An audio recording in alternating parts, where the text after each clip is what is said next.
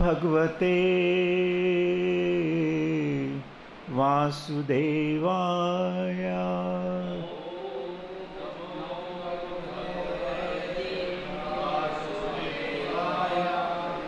ओम नमो भगवते वासुदेवाय।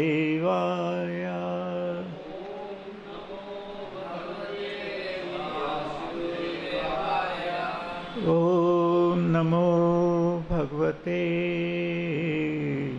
वासुदेवाय।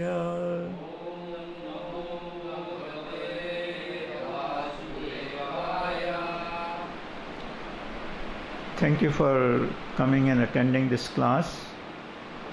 Today we are discussing text number 15 of chapter 4.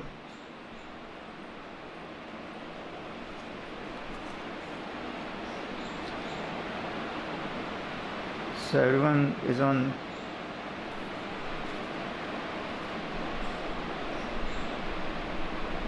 chapter 4, text 15. Ivam jnanatva kartam karma. Ivam jnanatva kartam karma. पूर्वेर आपि मुमुक्षुभिः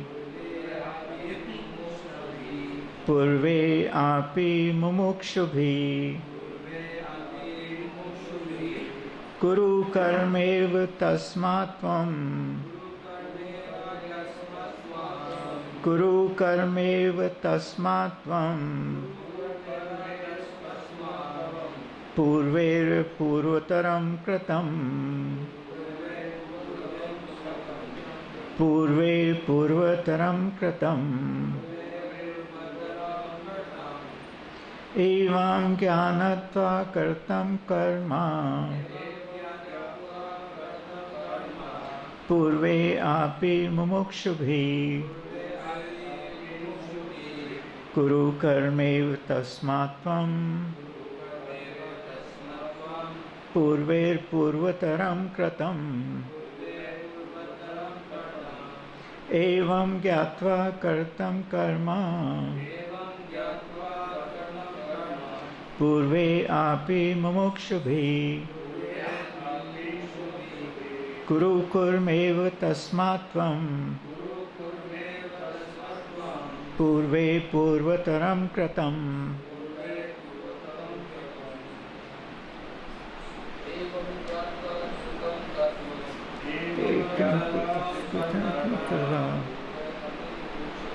पूर्वे आपि मुमुक्षुभिः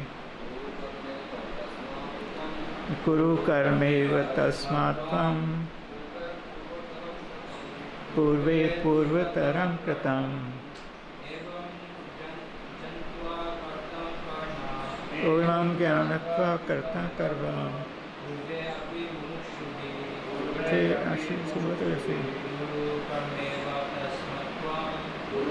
कर्मेव तस्मात् त्वं पूर्वे कर्म परम् एवं ज्ञात्वा कर्तं कर्म पूर्वे आपि मुमुक्षुभिः कुरु कर्मेव तस्मात् त्वं पूर्वे पूर्वतरं कृतम्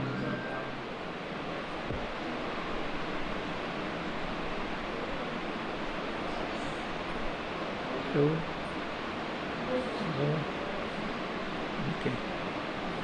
Ivam means thus. Gyatva, knowing well. Kartam was performed. Karma, work. Purve, by past authorities. Api, indeed. Mumukshubhi, who attained liberation. Kuru, just perform. Karma, prescribed duties.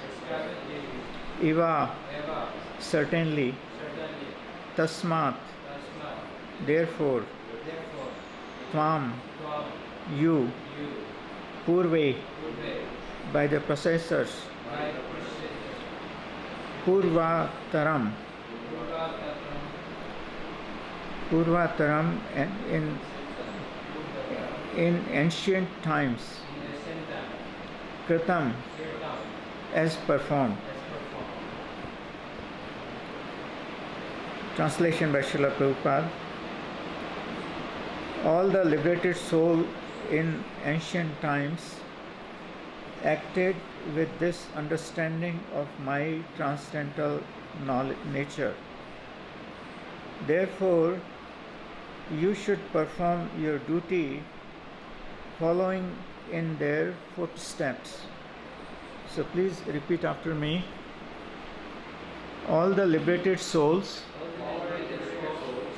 in ancient times acted with this understanding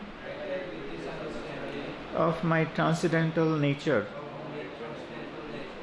Therefore, you should perform your duty following in their footsteps.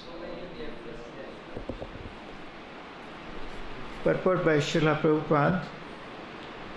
There are two classes of men.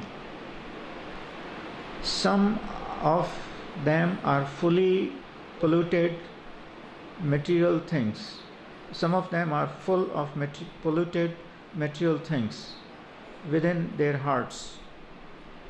And some of them are materially free.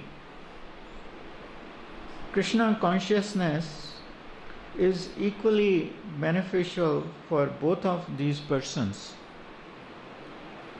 Those who are full of dirty things can take it to line of Krishna consciousness for a gradual cleaning process, following the regulative principles of the devotional service.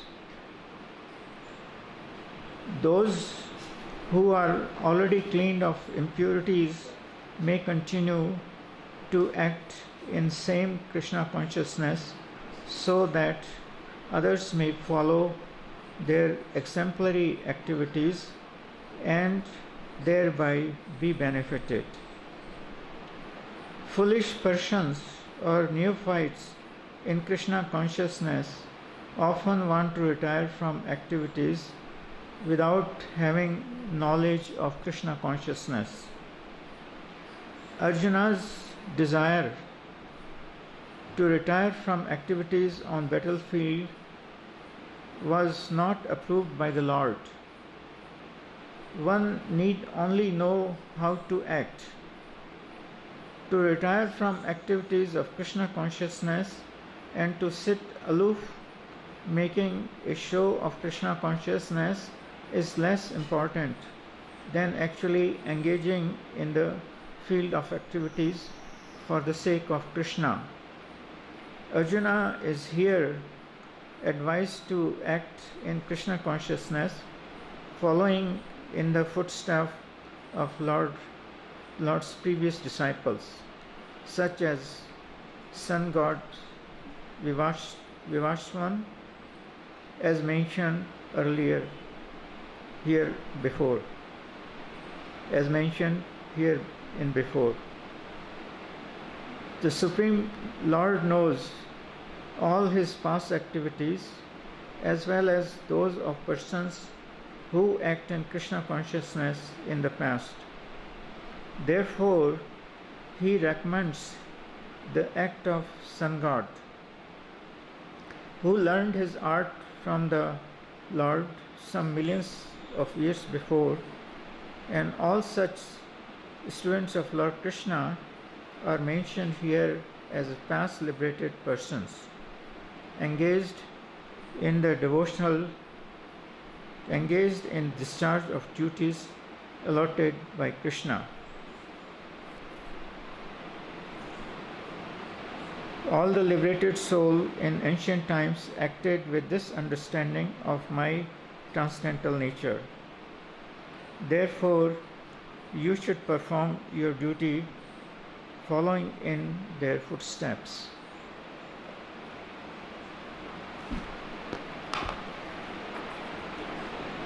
Om Ajnanatimdasya Gyajana Shalakya Chashmuram Litam Yena Tasmai Shri Gurve Namah Shri Chaitanya Manobhistam Sthapatam Yena Bhutale Swayam Rupa Kadamayam Dadati Savapadantikam Vandeham Shri Guru Shri Yuta Padma Kamalam Shri Vaishnavam Cha Shri Rup Sahagrajatam Sahagna Raghunath Vitam Tam Sajivam Sadhvetam Savabhutam Parijana Saitam Krishna Chaitanya Devam Shri Radha Krishna Padam Sahagna Lalita Shri Vishakha Vitam Cha He Krishna Karna Sindhu Deenbandhu Jagatpate Gopisha Gopi Kanta Radha Kanta Namastute Tapta Kanchana Gaurangi Radhe Vrindavaneshwari Vishnubhanustu Devi Paranami Hari Priye Vancha Kalpatra Kalpatrobhyacha Kripa Sindhu Ivacha Patitanam Bhavne Pavne Bhayo Vaishnav Bhayo Namo Namah Shri Krishna Chaitanya Prabhu Nityananda Shri Advaita Gadadhara Shivasadi Gaur Bhaktavinda Hare Krishna, Krishna Krishna, Hare Hare, Hare Rama, Rama Rama, Hare Hare.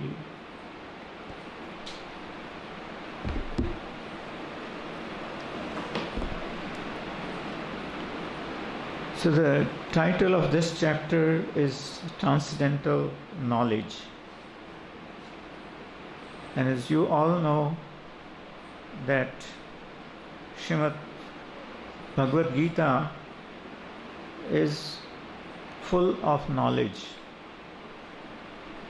and that knowledge is coming down from Lord Krishna himself from time immemorial. Bhagavad-Gita was first spoken at least 120.4 million years ago by Lord Krishna to his disciple, sun god Vivaswan. And then in distinct succession, this knowledge was delivered to Manu, and Manu delivered this knowledge to his son Ikshvaku. Then about 5,000 years ago, this was spoken to Arjuna, because Arjuna is a devotee of Lord Krishna. Bhagavad-Gita can be only understood by devotees, not by demons or demonic persons.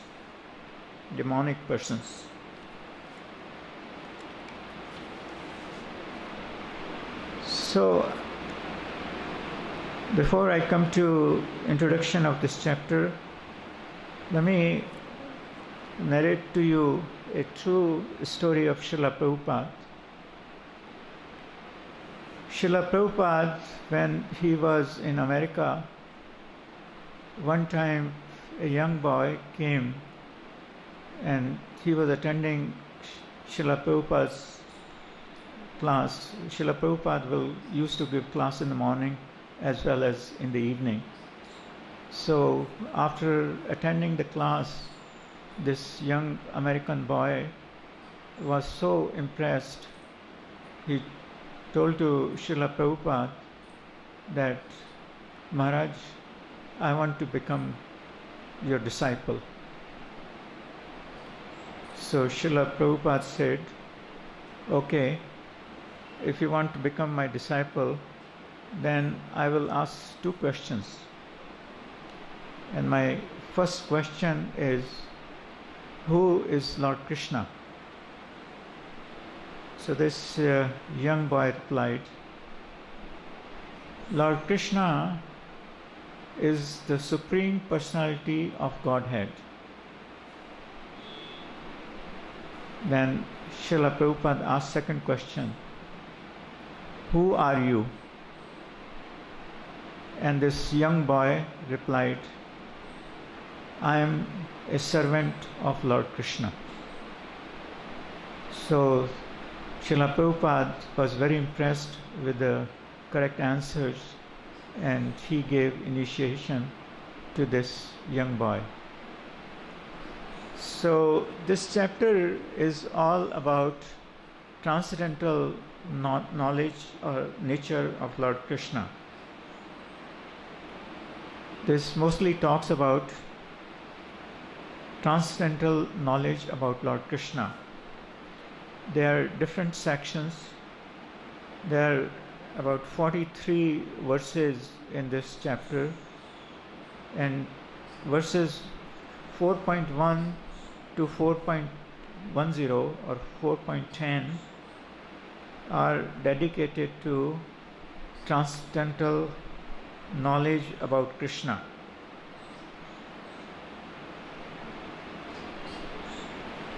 So as this boy replied, Krishna is Supreme Personality of Godhead,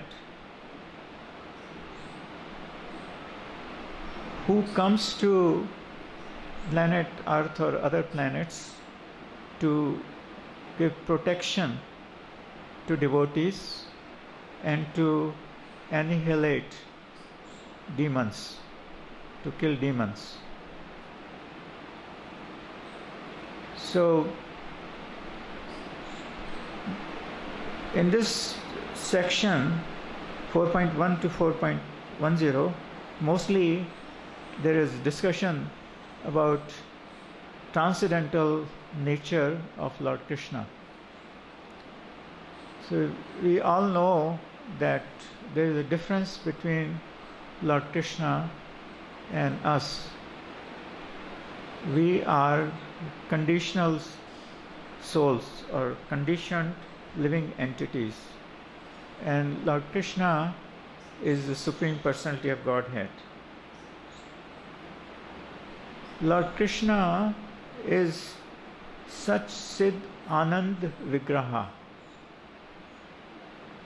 means he is eternal and he is full of bliss and he is full of knowledge. So Lord Krishna is eternal. He was here before this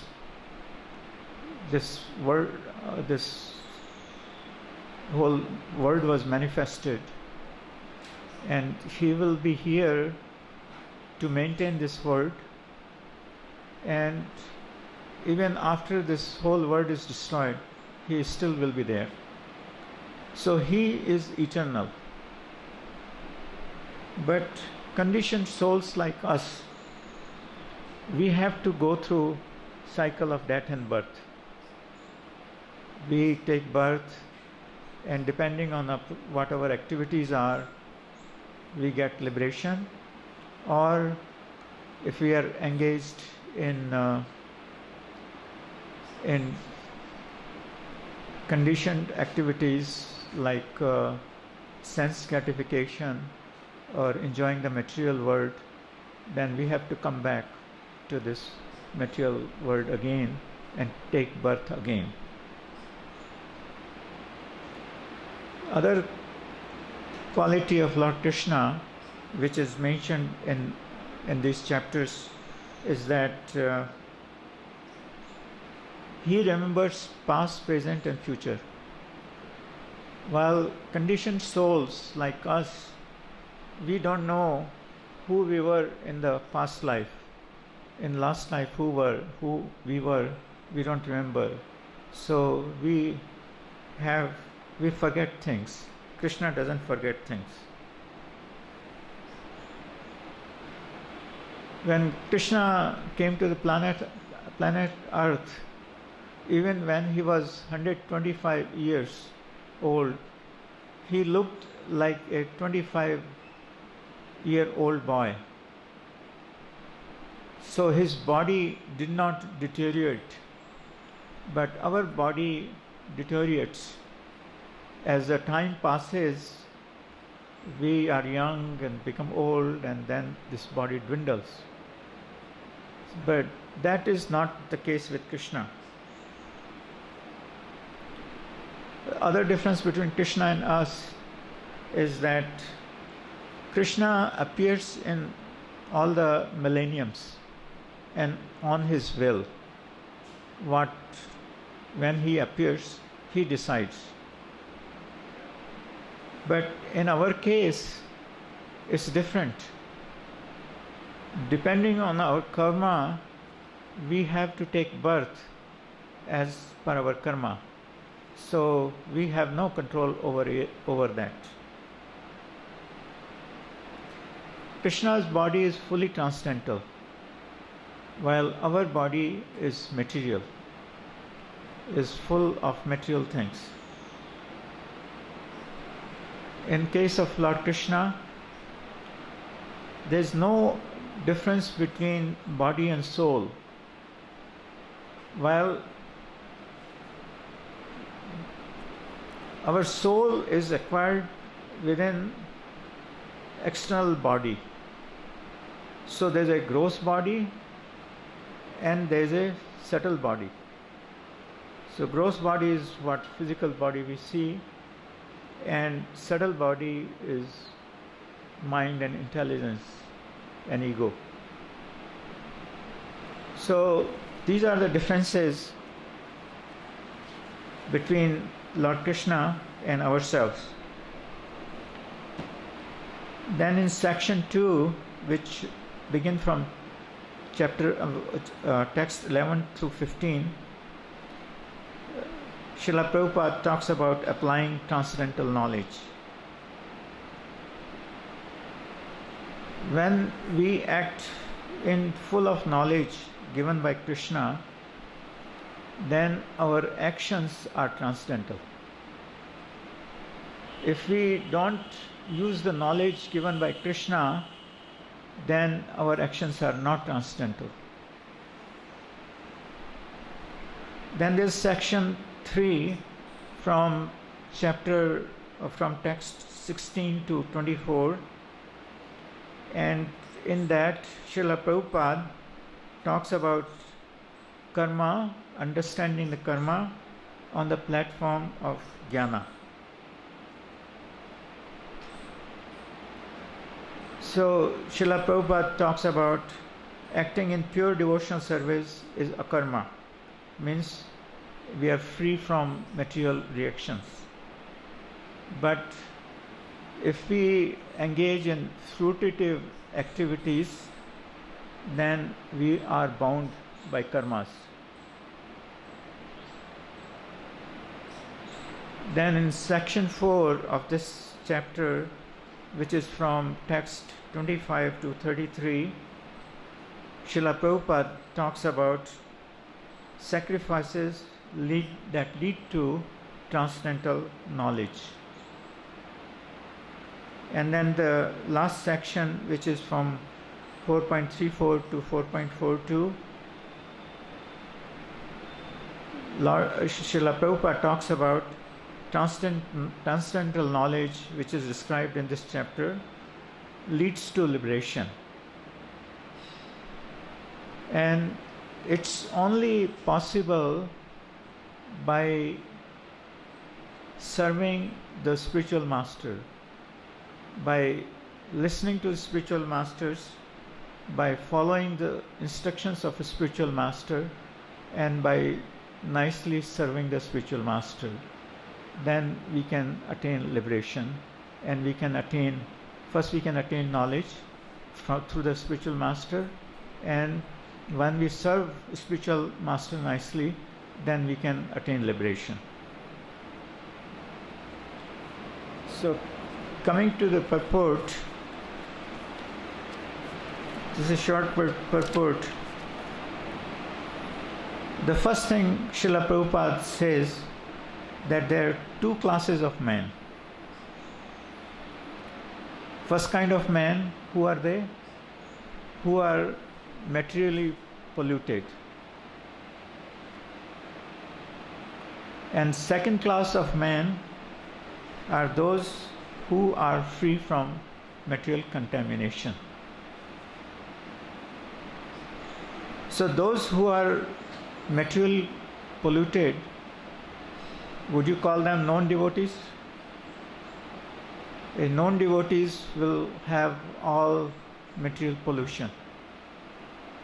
But those who are engaged in the devotional service to Lord Krishna are free from material contamination. Then Srila Prabhupada talks about that both kind of men, they can benefit from Krishna consciousness. Those who are materially polluted, they can slowly purify their heart, mind, and slowly they can become devotee. Those who are already free of contamination, and if they engage themselves in the devotional service, then they make progress, spiritual progress, and they achieve perfection, and eventually, finally, they go back to Godhead. So that's a main focus of this text, that there are two classes of men, and when everyone is engaged in Krishna consciousness, then everyone can benefit. There's a similar verse in Srimad Bhagavatam, chapter 2, text 6 of Canto 1, which is very similar but goes further in defining this message given in the purport of Srila Prabhupada. This text has been used by Srila Prabhupada often, and it's one of the very popular verse. Sa vipumsa paradharmo yata bhaktir adhokshaje ahetuki apartihita ya ya atma suparsiddhati. So in this verse, Srila Prabhupada is saying that what is the supreme dharma of mankind? He's telling us what is the supreme dharma for mankind. Supreme dharma yato bhaktir adhokshaje. The supreme dharma of mankind or anyone is to engage in devotional services of Lord Krishna. And ahituki apartihita. Ahituki means this devotional service should be causeless or unmotivated. There should not be any interest that Lord Krishna, I am serving you because I want this thing or I want that thing. Srila Prabhupada used to say that Lord Krishna is not your order taker. If you want to serve him, then don't ask for things. So when you serve Lord Krishna, it should be unmotivated, causeless. There should not be any cause. Apartihita means it should be uninterrupted. So your devotional service should always be continuous. It shouldn't be that for a week you do devotional services nicely and then you relax after that. It shouldn't be like that.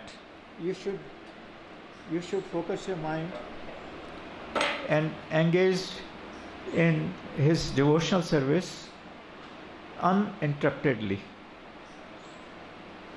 When you do that, when you engage in Supreme Dharma, which is devotional service, then you feel satisfied and you feel happy after that.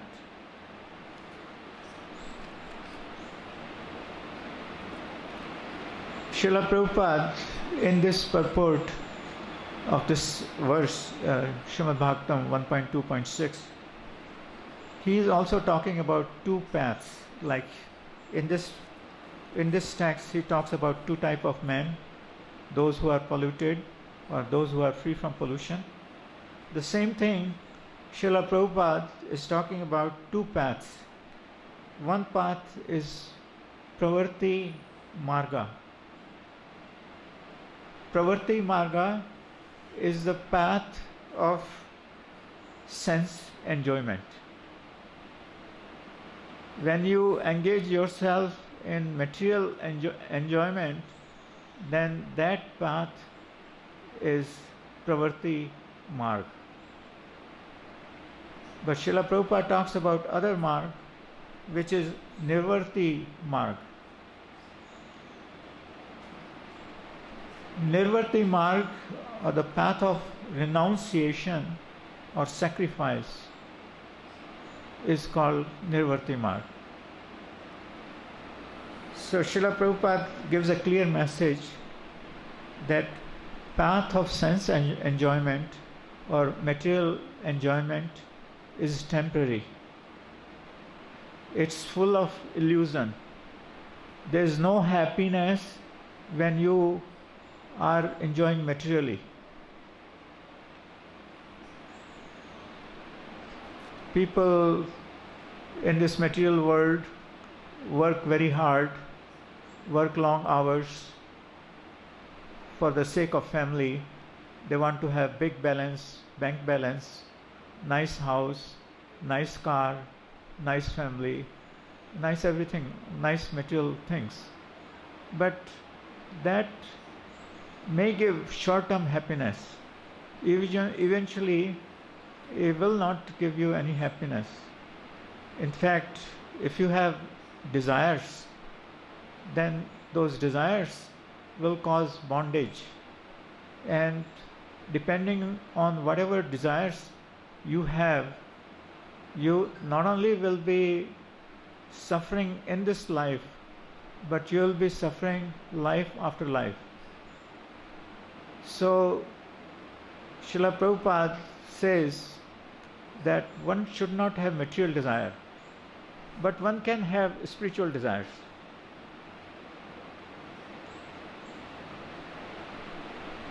Because if you have spiritual desires, then your life will be blissful. Your life will be very happy. And it will be eternal and it will be full of knowledge.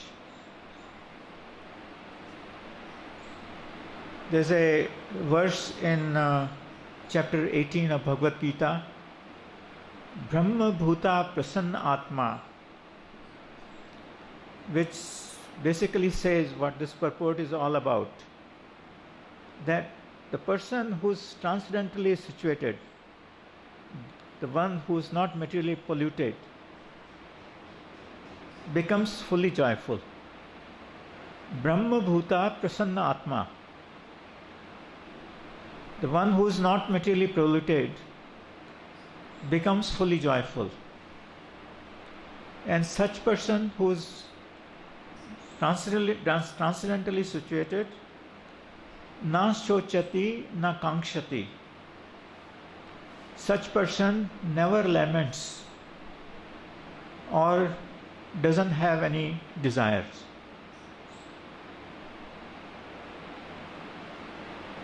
Then the next line of this verse is Sama Sarveshu Bhuteshu. Means one who is equally disposed to all living entities. He is above transcendental. He is above material mode, material nature. Mad bhaktim labte param.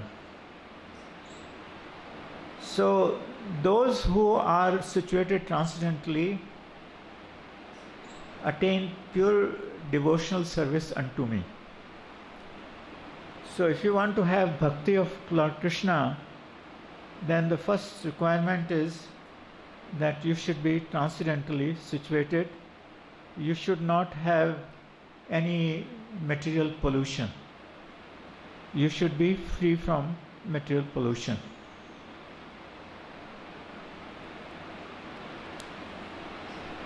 There's a nice verse in Bhakti Rasamrit Sindhu. It's written by Rupa Goswami, Srila Rupa Goswami. Srila Rupa Goswami says, Anna anya bhilashita shunyam jnana karmadi anavratam anukulena Krishna shilanam bhakti uttama. So this verse also gives the same message. It says that one must be devoid, or one must be free of material desires and Mayavadi philosophy. And after you are free from material desires, then you should engage in devotional service of Lord Krishna. Ankulenya Krishna. The way Lord Krishna wants, you should serve Lord Krishna. Then you can cultivate your first class devotional service. So, to serve Krishna favorably, you have to give up all your material desires. That's again the same message as Srila Prabhupada is giving in this purport. Give up all material polluted things.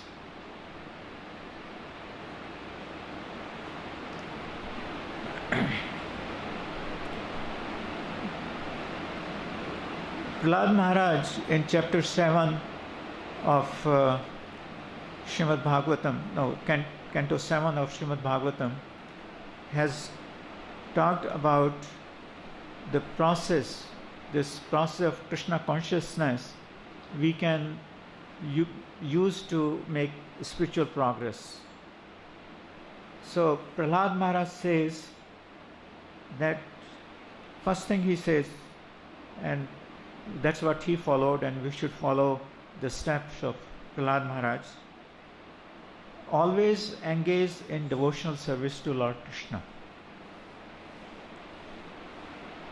So, what is devotional service? He has given 9 processes of devotional service, and that's the best thing you'll find in Srimad Bhagavatam, 7th canto. It's given in chapter 5, text 22 or 23. Shravanam Kirtanam Vishnu, Smarnam Pad Sevanam, Archanam Vandanam Dasyam, Sakhyam Atma Nivedanam. So, Shranam and Kirtanam. Always engage in hearing and chanting about the transcendental holy name, form, qualities, and pastimes of Lord Krishna. So it's not only the name, it's also qualities and pastimes. So when we chant and when we hear, then our heart purifies. Our heart and mind purifies. And when we are in purified condition, only then we can recognize the transcendental nature of Lord Krishna. So this purport, which is all about Krishna consciousness or transcendental nature of Lord Krishna, to understand Lord Krishna, the first thing we have to be pure. And how we can become pure? By chanting and by hearing Lord's holy name.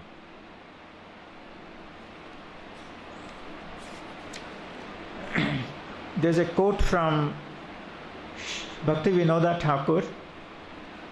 Bhakti-Vinoda Thakur says, there is no vow like chanting holy name. Vow means personal commitment. He says there is nothing like chanting. No meditation which comes anywhere close to it.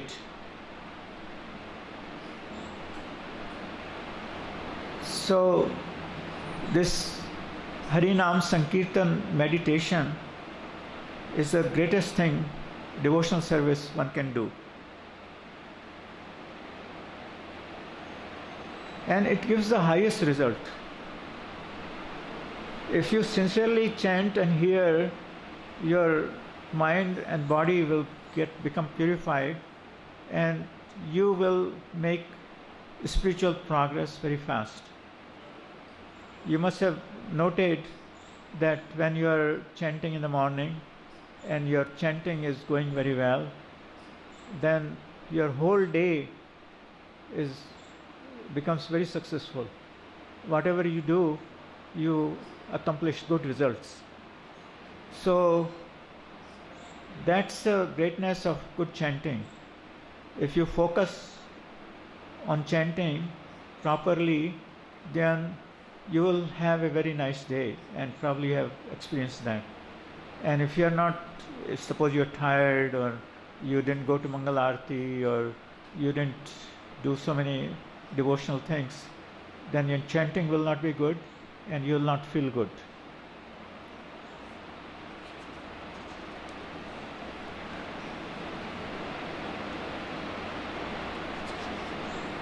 The chanting is the only thing which can deliver you from this material existence. Sri Chaitanya Mahaprabhu in Chaitanya Charitamrita has given this message in this verse. Hare Nam, Hare Nam, Hare Nam Kevalam. He has repeated 3 times. Hare Nam, Hare Nam Kevalam.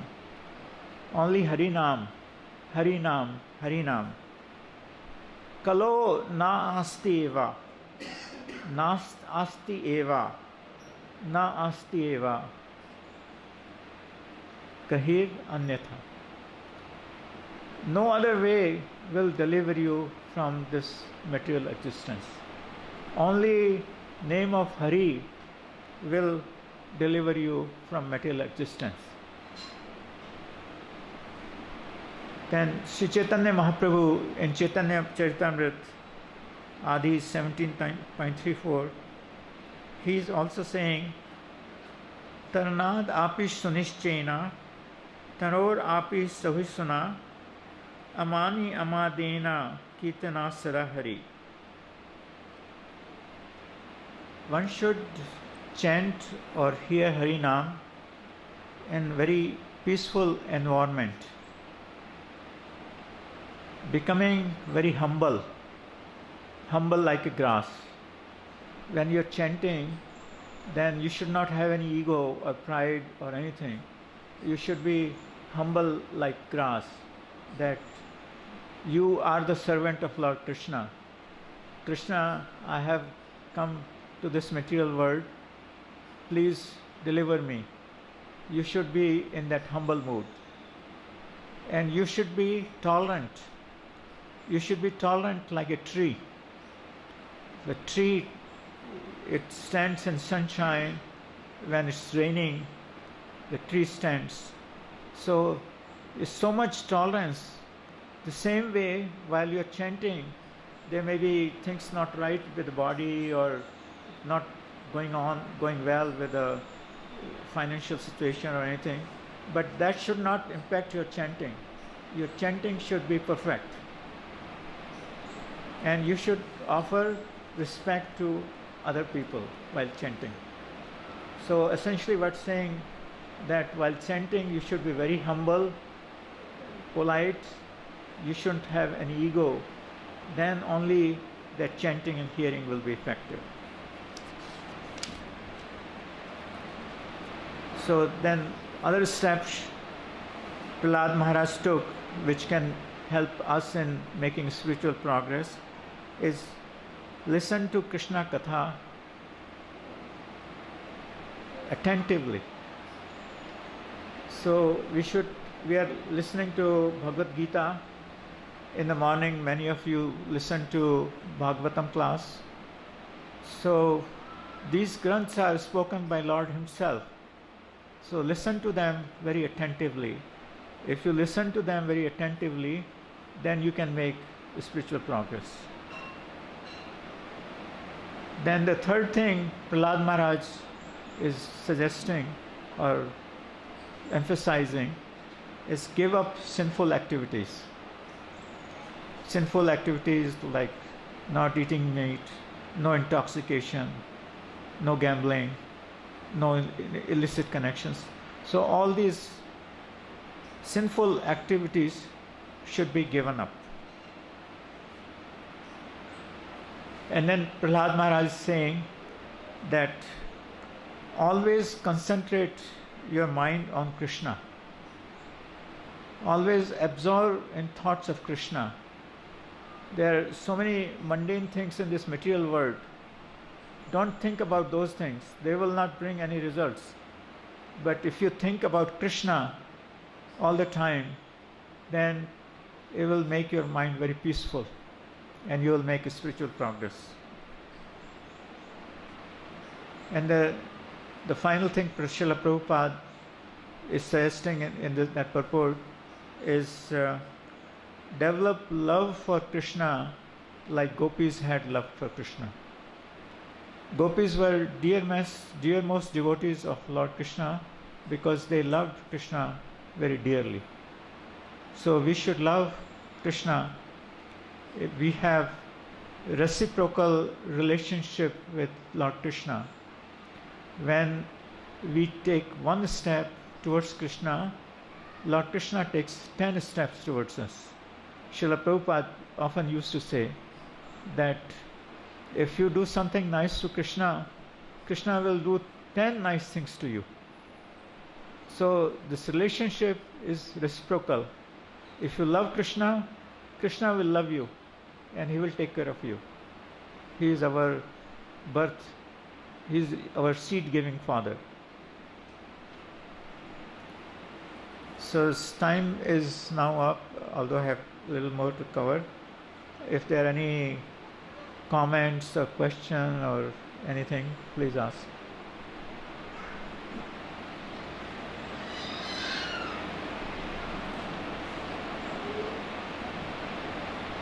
What is the meaning of this Mayavadi? Mayavadi. Uh-huh.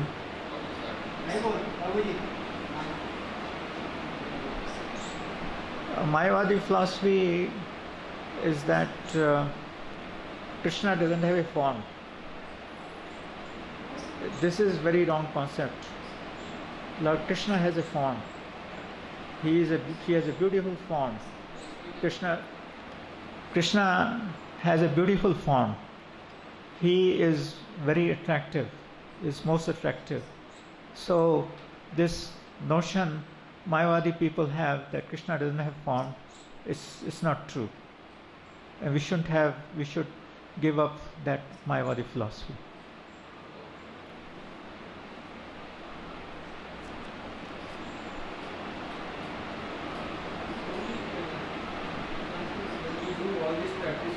Uh-huh.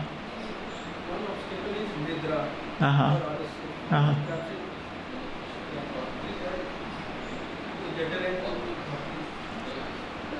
You have to control your senses. Of course, Srila Prabhupada used to say that 5 to 6 hours sleep is necessary. Your body needs rest. You should have enough rest. But beyond that, if you sleep more, then you become lazy and you are not able to focus your mind. So, what Srila Prabhupada often suggested is to get up early in the morning, go to bed early, go to bed like 9:10, get up early for Mangal Arati. Mangal Arati starts at 4:10 in the morning, attend Mangal Arati, and then engage in devotional services throughout the day. You can do a little bit rest during daytime just to overcome the fatigue of the body. But too much sleeping is not good. Sleeping is like having no control over senses, and sometimes people sleep for enjoyment, and we shouldn't have any material enjoyment. Does it answer your question? I could understand, but in practical sense, what is happening is, for example, I do my job. Uh-huh. So in the morning, if I get up at Mangal Arati time, Uh-huh. then, and for example, I am back from office around 9 o'clock. Uh-huh. In between there is no rest. Uh-huh. So I am not able to concentrate on work if I do that stuff, because that is the model which is happening, how to get out of that model. Okay. The best thing is to sleep early in the night.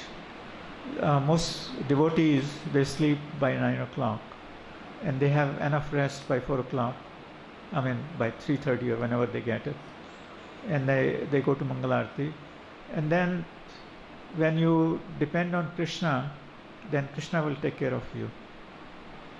I know a person, I used to work with an engineering company. He was a software engineer.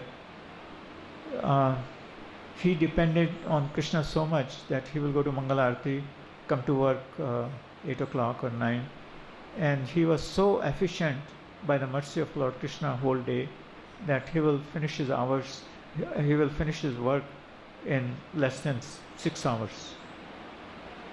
And then he will be chanting and reading Granth and Bhagavad-Gita or Bhagavatam. So, if you have faith on Krishna, Krishna has reciprocal relationship.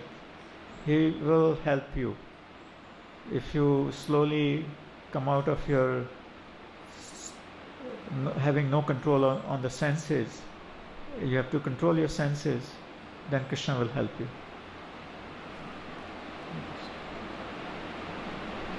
All right, so we'll stop at this point. Thank you very much.